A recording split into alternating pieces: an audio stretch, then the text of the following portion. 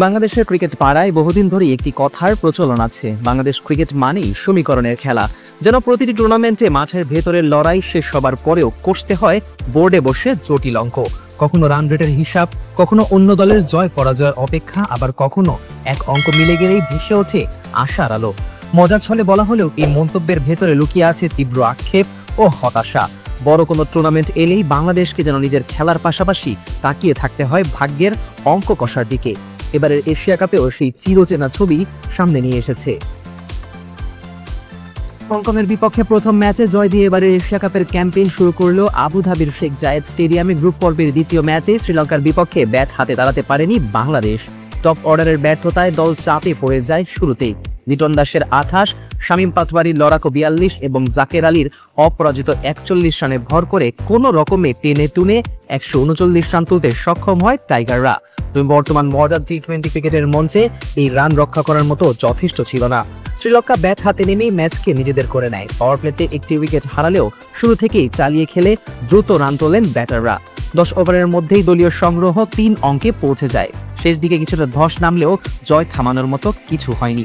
32 বল হাতে রেখে 6 উইকেটে সহজ ও দাপুটে জয় তুলে নেয় লঙ্কানরা।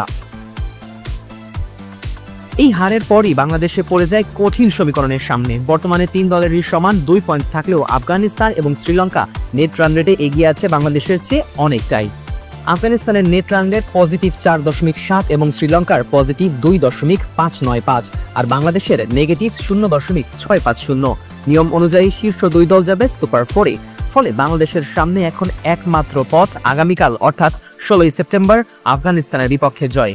সেই ম্যাচে হার মানেই এশিয়া কাপ থেকে বিদায় নিতে হবে 2012, 16 ও 18 এর ফাইনালিস্টদের। সম্ভাব্য চিত্রে প্রথম পরিস্থিতি হলো যদি বাংলাদেশ আফগানিস্তানকে হারায় এবং শ্রীলঙ্কাও আফগানদের বিপক্ষে জয় তুলে নেয়, তবে বাংলাদেশের পথ সহজ হয়ে যাবে।